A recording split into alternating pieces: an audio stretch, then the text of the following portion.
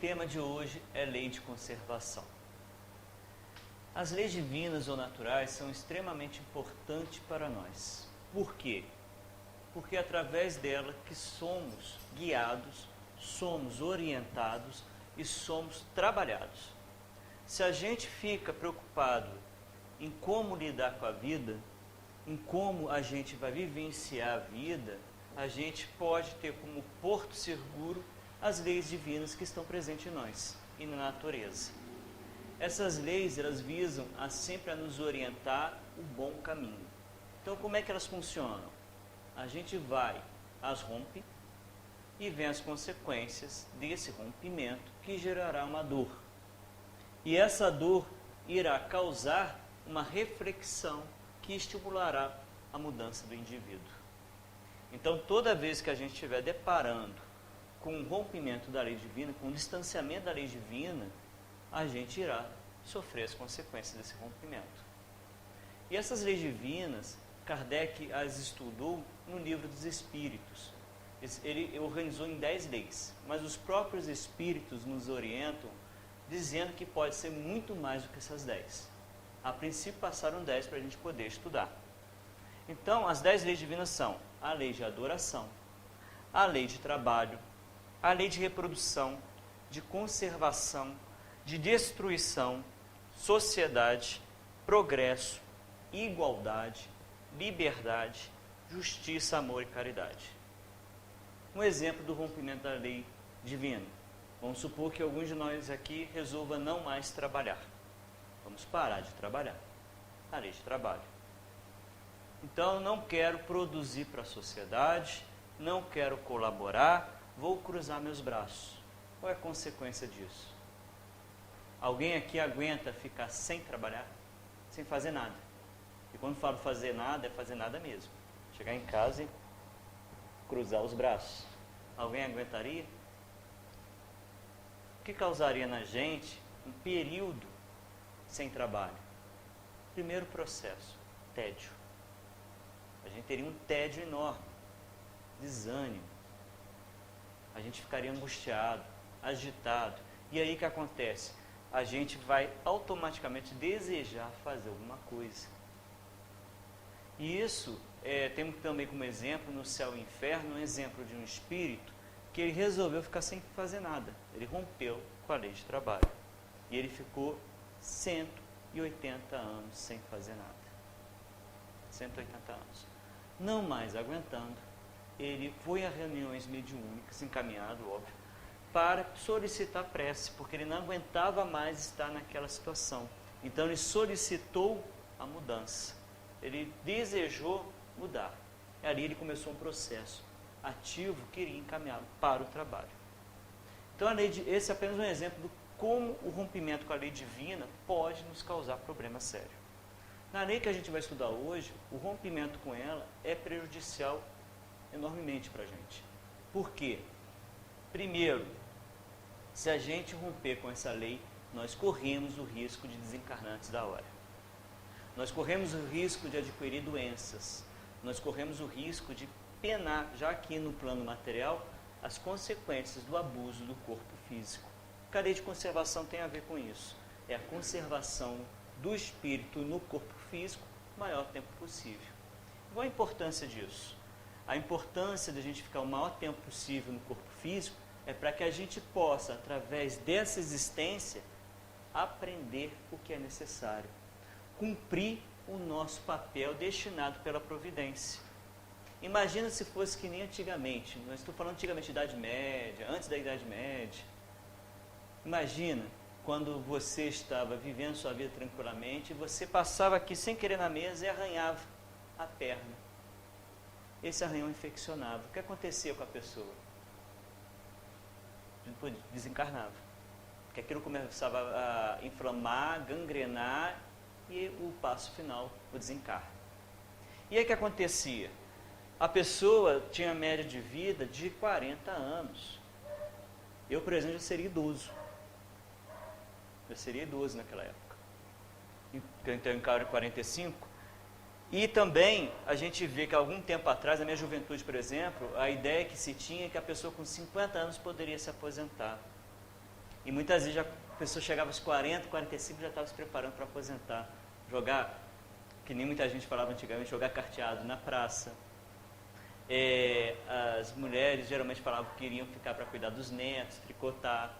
Mas é uma ideia que o curto prazo de vida oferecia. Hoje em dia isso mudou totalmente.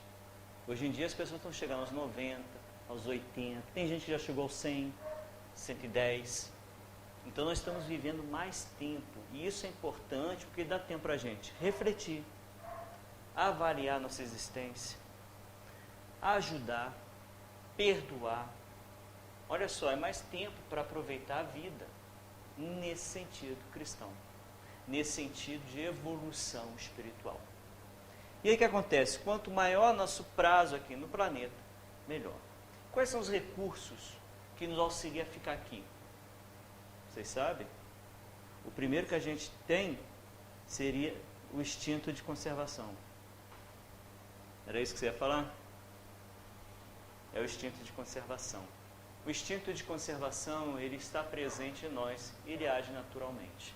Em algumas pessoas ele é maquinal, né? Inconsciente. O instinto não sabe que é uma força, ela é inconsciente e não visa nem o bem nem o mal, apenas para nos preservar a vida. O instinto, por exemplo, se alguém chegar aqui nessa porta e der um grito, todos nós vamos estremecer. Alguns vão tomar posições de fuga, né, apoiar na cadeira preparando para sair correndo. Não sabe nem para onde, mas vai preparar para correr. Isso é o instinto.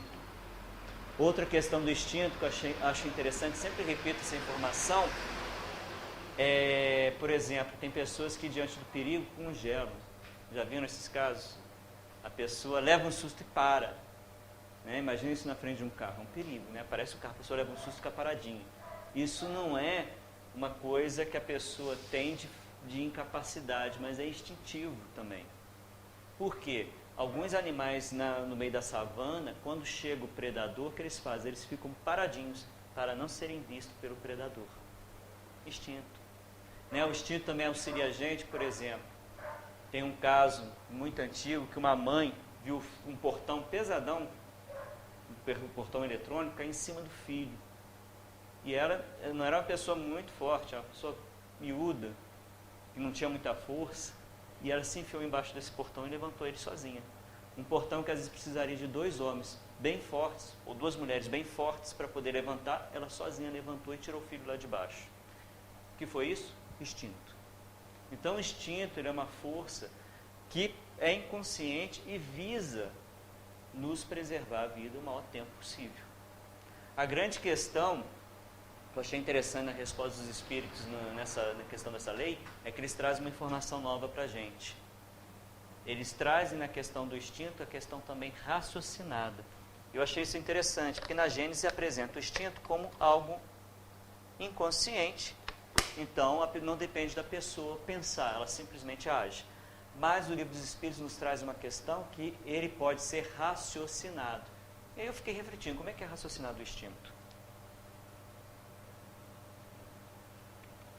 Querem ver um exemplo? Você vai planejar a tua vida para adquirir a sobrevivência. Então você vai planejar o trabalho, você vai planejar como conseguir melhor o dinheiro para poder comprar comida. Porque hoje em dia a gente tem que pensar desse jeito, né? A gente não vive mais no meio rural, pelo menos nós aqui não vivemos no meio rural. Muitos de nós aqui não sabem nem plantar. Eu já tentei plantar algumas vezes e até hoje só consegui colher um tomate desse tamanhozinho. Para vocês verem a falta de conhecimento. Então me coloca no meio do campo para sobreviver, vou ter um trabalheiro muito grande. Vou precisar de muita ajuda. Então o que acontece? A gente hoje em dia necessita do trabalho, da remuneração, e a gente vai comprar comida na mercearia, no mercado. Esse é o nosso meio de sobrevivência. Então aí durante o mês a gente vai planejar a nossa vida. Onde colocar o dinheiro, onde investir, o que comprar, o almoço da semana. Quando você for atravessar ruas, a gente muitas vezes age de forma irracional, né? A gente vai andando distraído, de repente você começa a ficar mais alerta por causa dos carros.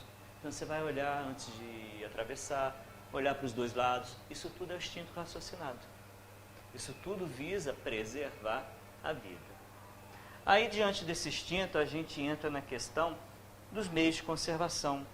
Porque a gente vê hoje em dia tanta coisa desigual, né? A gente vê tanta coisa desequilibrada no nosso meio social. A gente vê pessoas com muito, outras sem nada, diferenças e dificuldades diferentes. E aí a gente pode até se questionar, será que Deus ofertou para todos meios de se conservar? Vocês acham que se ofereceu? Bem, um dos atributos divinos é que Deus é soberanamente justo e bom. Se Ele é justo e bom, então Ele não faria o quê? Ele não daria condições desiguais para todos. Pelo contrário, Ele dá condições de todos sobreviverem, porque Ele é justo e bom. Então, por que tem gente que não consegue sobreviver no nosso meio social? Muitas vezes a pessoa não consegue porque ela não sabe como. Ela não tem a noção. Isso acontece muito, principalmente quando o indivíduo está numa situação de muito desespero. Como, por exemplo, quando você vai ver a história de grandes empresários, os que já faliram várias vezes, muitos deles falam que quando quebraram, a primeira coisa que eles ficaram é perdidos. O que eu vou fazer da vida? Né? Para onde eu vou correr? O que eu vou vender agora?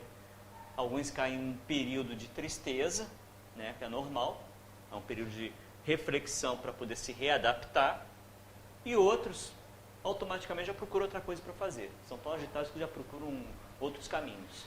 Mas esse período de a pessoa ficar perdida é normal. Então, às vezes, a pessoa não consegue encontrar o meio de conservação porque ela está desorientada, ela não sabe como fazer. Né? Às vezes, o indivíduo está numa situação X e ele não foi doutrinado, não foi ensinado os meios dele procurar os recursos. Então, ele fica perdido, fica desorientado. Então, muitas vezes, o meio de conservação não é visto. Às vezes, a pessoa também escolhe demais, né? Já viu aquele indivíduo que ele não faz certas coisas, só faz outras? Ou só vai trabalhar se encaixar dentro desse meio? Então, o indivíduo acaba ficando muito tempo, às vezes, sem os meios de conservação. Mas Deus ofereceu eles a todos.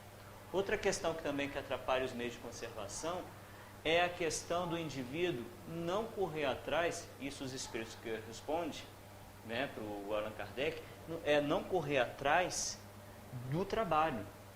Em que sentido?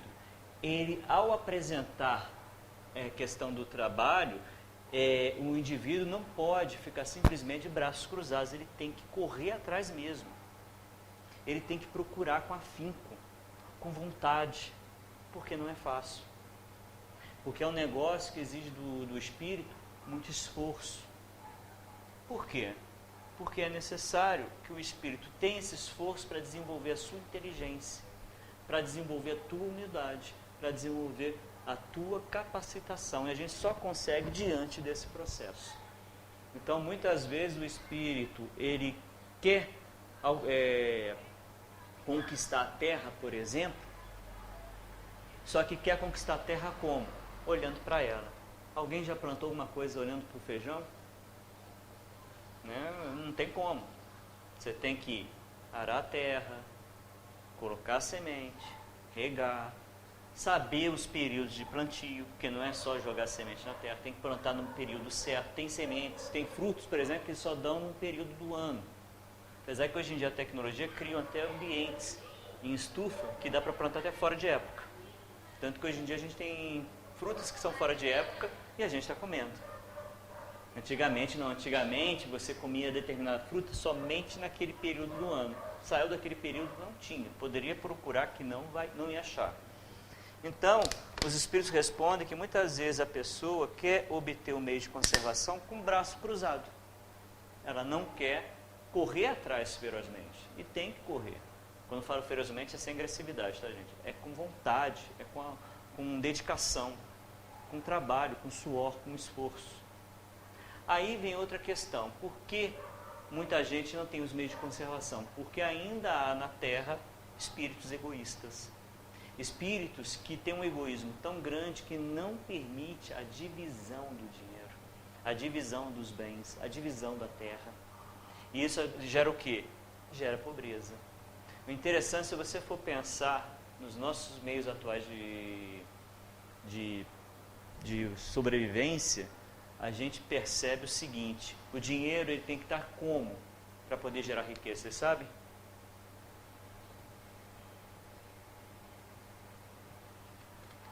Só fale um pouquinho alto porque eu não escuto direito. Como é que é? Como é que o dinheiro tem que estar?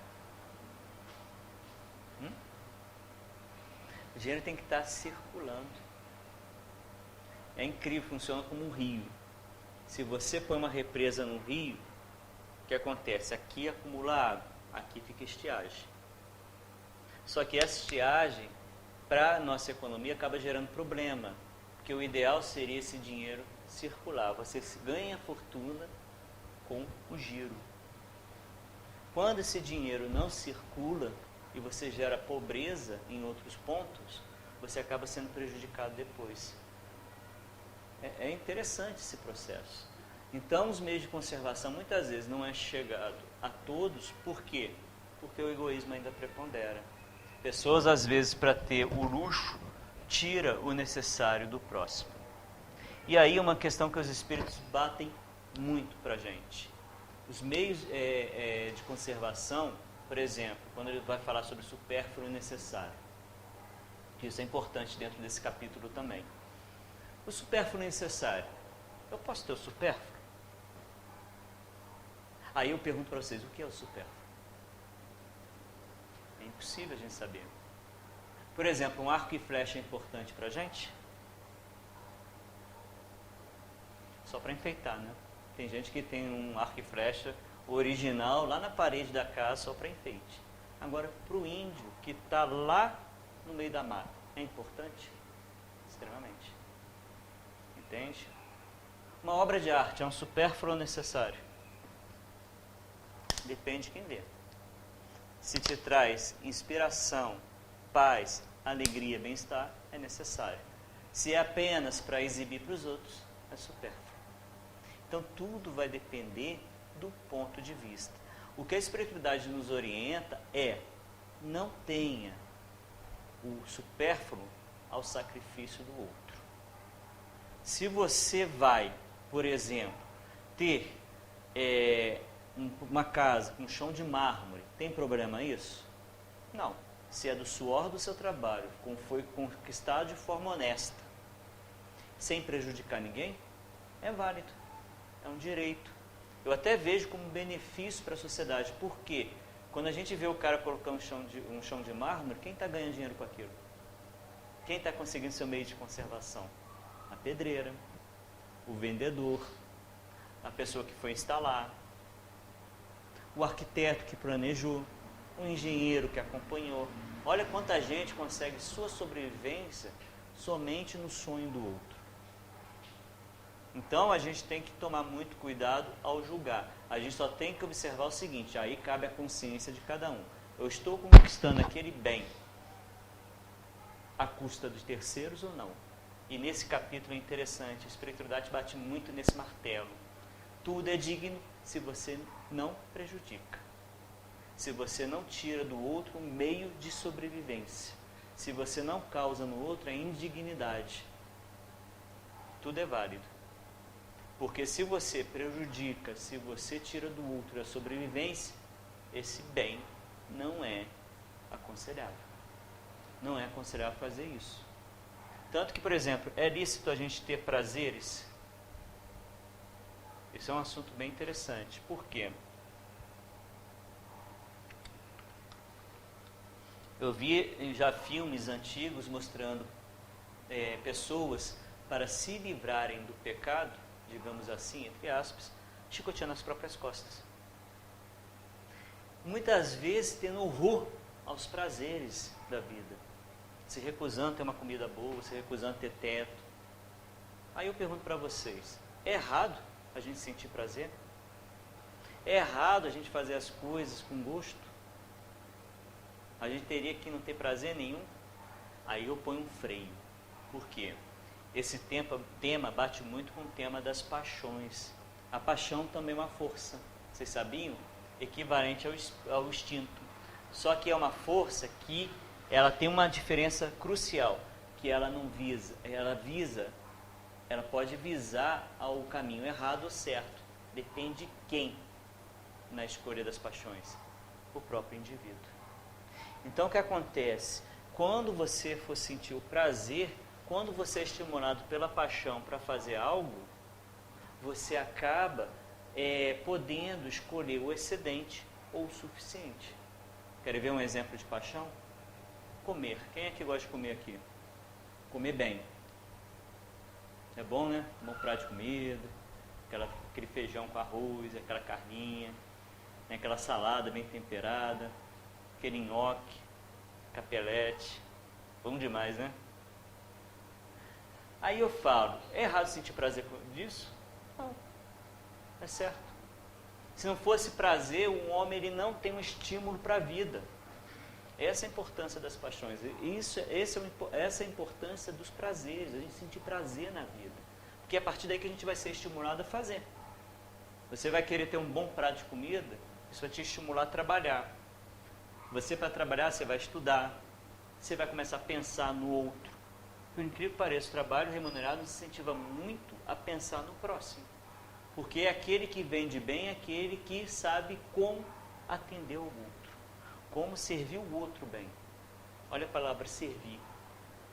E aí, nesse quesito, a pessoa tem a troca financeira. Aí, esse estímulo, você acaba tendo dinheiro para comprar os ingredientes, prepara a comida, ou vai num restaurante que faz aquela comida legalzinha, você compra. E aí o que acontece? Você tem aí o exemplo do prazer te estimulando ao trabalho, te estimulando a conquistar as coisas. E se você quer ter isso por muito tempo, você tem que trabalhar direito. E o trabalhar direito não é só você fazer o seu trabalho bem, mas é trabalhar de forma honesta e digna. Você poder deitar de noite com a cabeça no travesseiro, porque o prazer amplia mais ainda. Então o problema não é os prazeres. O problema não é o corpo físico. Tem gente que culpa o corpo físico pelas falhas que tem. Não existe a frase antiga que diz, a carne não é fraca? Muita gente justificava os erros, né? Falando, a carne é fraca, não aguenta. Não é a carne que é fraca, é o espírito que ainda não está forte para enfrentar as tentações. Então, por que Deus permite os prazeres? Que a gente tenha prazer na vida. Para que a gente possa correr atrás, para que a gente possa ter o estímulo de viver e também passar pelas tentações, por incrível que pareça. Os Espíritos nos ofertam essa resposta. A gente passa pelas tentações e a partir das tentações a gente vai se conhecer, tomar consciência que nós somos criados simples e ignorantes por Deus. Diante dessa simplicidade e ignorância, a gente vai vivenciando e fazendo as escolhas. E diante dessas escolhas, a gente vai tendo as consequências. Se forem boas escolhas, beleza, o espírito está aprendendo e evoluindo rápido. Se for más escolhas, ele vai sofrer as consequências. Vai sofrer, vai refletir. Por incrível que pareça, nesse contexto, a tristeza se torna extremamente importante. Porque é através da tristeza que eu paro. Se eu estou fazendo muita besteira, eu começo a sofrer as consequências e fico triste, aí eu paro para pensar. Eu paro para refletir. A importância das tentações. Agora nas festas de final de ano, a gente vai sofrer muita tentação, é ou não é? Bastante, né? Um chester, um tender, a farofa. Quem é que não gosta de uma boa ceia? Aí que a gente tem que chegar na mesa e começar a lembrar das últimas festas. No ano passado passei mal, comi demais. Aí nesse ano você começa a ficar alerta, eu tenho que comer menos, eu tenho que diminuir.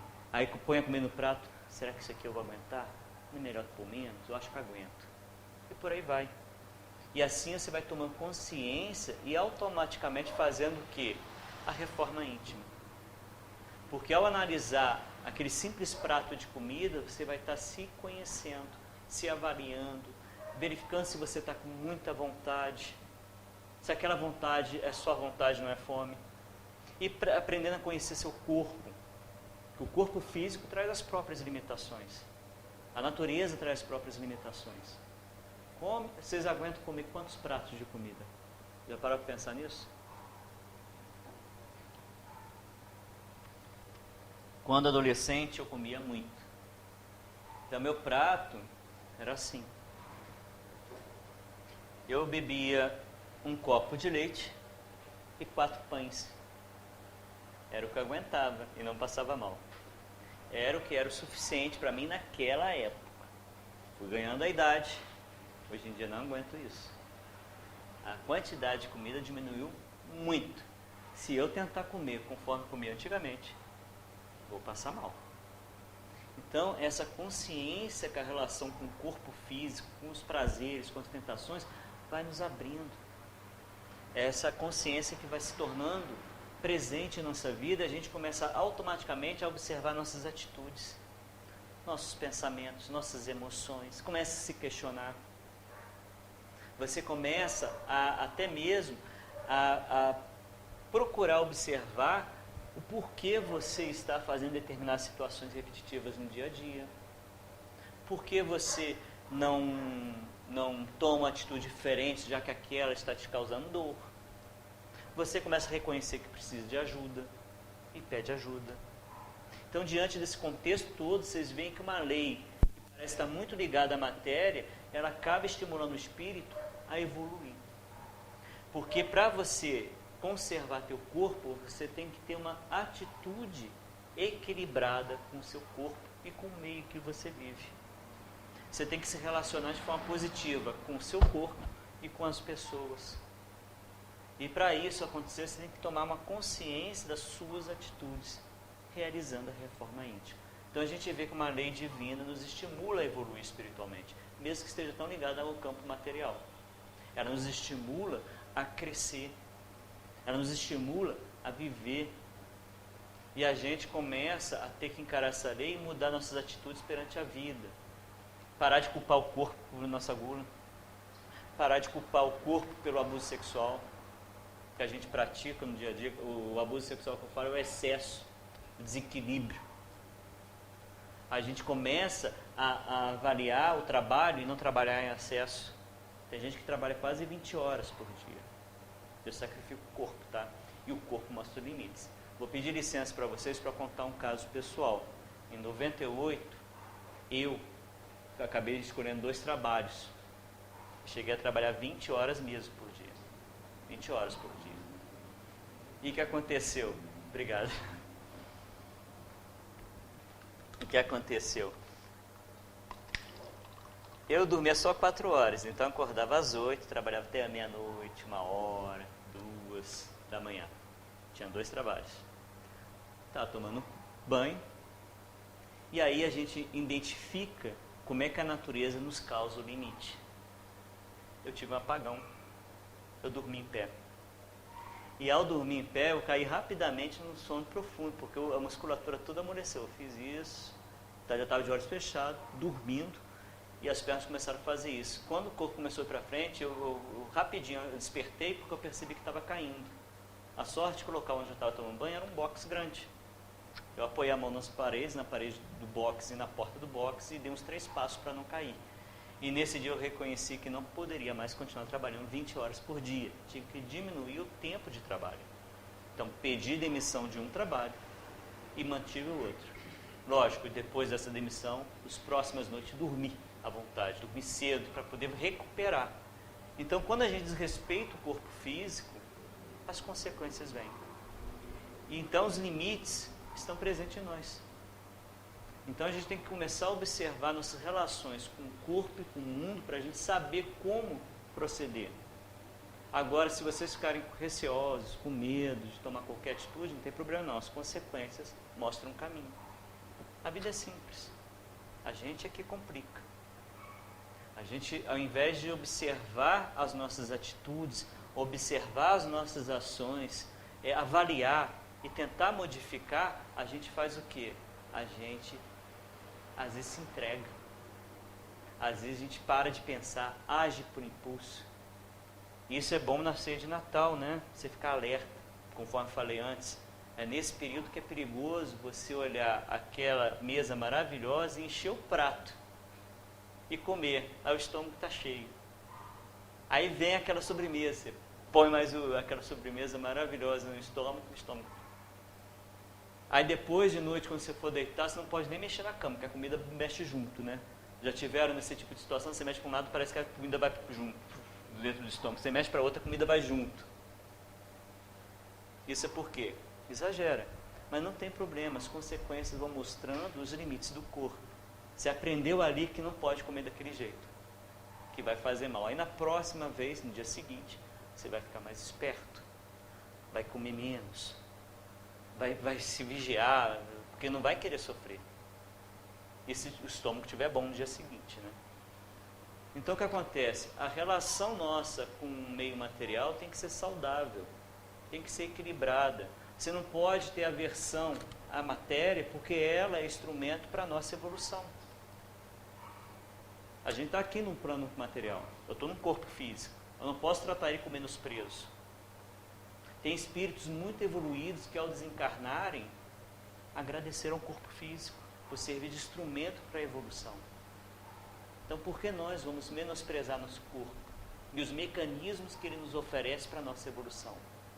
Foi Deus que nos deu. Se Deus nos ofertou, é porque ali é um mecanismo de aprendizado, a gente sempre esquece isso. Nós estamos aqui na Terra para aprender. Uma vez estava lendo um livro, infelizmente não vou lembrar o nome dele agora, e lá o espírito já desencarnado passou pelo processo de identificação que estava desencarnado, os problemas que ele criou no plano material, e aí ele questiona por que a gente precisa encarnar. E o espírito que estava orientando explica o seguinte: quando você está numa cidade espiritual, tipo o nosso lar tem um muro. Vocês lembram do filme onde tinha um muro? Então toda influência externa é impedida de entrar. No nosso lar você tem um monte de gente agindo correto. Se você está numa festa onde pessoas agem de determinada forma, você vai agir diferente? Geralmente não. Você vai ficar com vergonha e vai agir igualzinho as pessoas. Então, no nosso lar, todo mundo agindo correto, a tendência de você, mesmo pensando ao contrário, é fazer o quê? Agir correto. Você vai se educar indiretamente, através do exemplo dos outros. Então, você está ali protegido. Você está ali aprendendo. Que o nosso lar é uma cidade espiritual que já estava preparada para receber espíritos que saíram do umbral, mas já estavam prontos para receber a lição. Diferente dos mensageiros, tem uma cidade espiritual lá que ficava no umbral. Ali tratava espíritos que ainda não queriam a mudança. Então, são duas cidades espirituais em locais diferentes, com funções diferentes. E aí o que acontece? No nosso lar você tem toda uma proteção, então você vai agir correto. Você vai escolher o bem. Você às vezes tem um caso lá de uma senhora que ela não queria trabalhar. Ela trabalhou muito pouco. Então quando ela foi pedir para ir ajudar os filhos, ela não tinha bônus horas o suficiente. Mas qual a importância do bônus horas? É que é para incentivar você a trabalhar e ali te preparar para enfrentar os problemas. Bônus horas não é dinheiro. Bônus horas é tempo de serviço. E esse tempo de serviço é importante para você aprender, para você poder servir bem o outro. Como ela não tinha muito tempo de bônus horas, ela não tinha experiência. Como é que ela ia ajudar os filhos se não estava preparada? Então o que acontece? Ali você está num ambiente protegido. Aí você encarna. Aqui no plano material a gente está com que tipo de influência?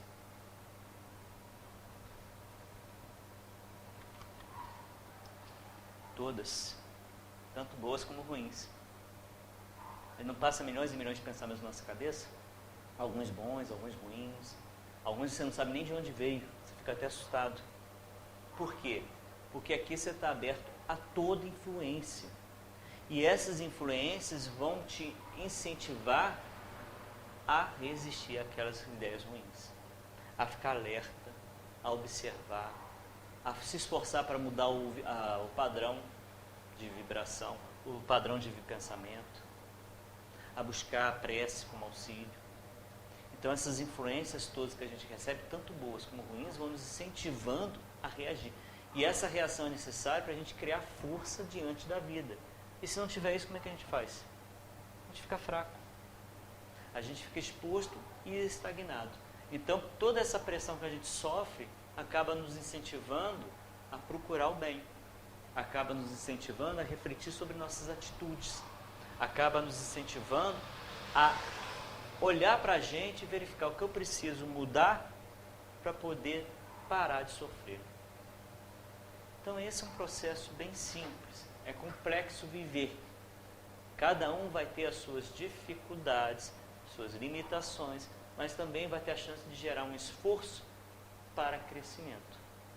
Basta aproveitar a própria encarnação, que cada um de nós estamos no lugar certo, na família certa, na situação certa e na cidade certa. Ninguém caiu aqui de paraquedas. Toda encarnação, bem ou mal, ela é planejada. Ela é direcionada de acordo com a necessidade daquele espírito, de acordo com a necessidade daquele indivíduo. Se vocês forem ler os Missionários da Luz, tem um processo de encarnação do Segismundo. Para vocês verem mais ou menos a ideia, o orientador desse processo, ele foi avaliar no pai o espermatozoide. Não, ele foi avaliar dentro da mãe um espermatozoide que tinha as condições ideais para a formação daquele corpo físico. E ele magnetizou aquele espermatozoide e aquele espermatozoide se acelerou na frente de todos. E ele conseguiu chegar ao óvulo. Olha só que interessante. Então vocês veem que tudo na vida é planejado para a nossa necessidade. A gente tem que agradecer a vida que tem. Agradecer o corpo físico que ganhou. Ah, meu corpo físico dói demais. Ah, tem problema demais, tem doença demais. Dê graças a Deus. É o corpo físico que você precisa naquele momento de evolução. Vocês já perceberam que tem muita gente que fica doente toda hora? Que nasce com uma série de problemas de saúde? Que nasce com diferenças físicas que causam dores? Mesmo assim a pessoa tem que agradecer. Por quê? Aquele é o contexto que lhe foi dado para a sua evolução. Então temos que aproveitar. A reclamação só complica o meio de campo. Se você quer ampliar sofrimento, reclame. Se você quer ampliar a dor, reclame. Porque ao invés de você gerar mudança, você fica estagnado naquele sofrimento. É que nem a pessoa pisar numa taxinha. Alguém aqui já pisou em taxinha? Eu já pisei e dói demais. No instinto eu tirei aquilo rápido. Foi pisar e tirar. Agora imagina uma pessoa que pisa numa taxinha e fica reclamando que pisou na taxinha. Fica reclamando que está dando dor. Fica reclamando que aquilo está infeccionando. Quanto tempo essa pessoa vai sofrer com a reclamação? Diferente da pessoa que vai fazer o quê? Levanta o pé e tira a taxinha. Pronto. Vai demorar um tempinho ali para cicatrizar. Se dá uma infecçãozinha, vai tomar um remedinho, vai pôr um remédio ali no local. Pronto, e resolveu o problema. Agora a pessoa que fica reclamando, ela fica com a taxinha no pé por anos. Por séculos. E aquilo só vai atrapalhando a vida dela, porque ela fica estagnada naquela dor. Então é esse processo que a gente tem que refletir em nossa análise dentro dessa lei. E para finalizar, a gente vai falar da última parte da lei de conservação, que é mortificações ou sofrimentos voluntários. Por quê? Porque geralmente a pessoa, quando começa a observar que a carne causa problema, entre aspas aí o problema, que a pessoa culpa o corpo físico, ela pode partir para o outro extremo, que é sacrificar o corpo físico. Por exemplo, a pessoa para de comer, faz jejum demasiado. Não é aquele jejum religioso só para refletir sobre a vida, sobre as questões do corpo, não. É aquele jejum exagerado. A pessoa faz para não sentir prazer, para se sacrificar, às vezes por vaidade. Que esse é o grande problema. E essa é a questão que Kardec traz para os espíritos. As mortificações, elas são benéficas? E aí os espíritos batem muito numa tecla, né, quando vai analisar as mortificações. Qual é o benefício dessa mortificação? Para que você está destinando essa mortificação do corpo? Para refletirmos mais, vou contar a história que está presente no Obreiros da Vida Eterna, do André Luiz, que conta a história do Dimas. O Dimas,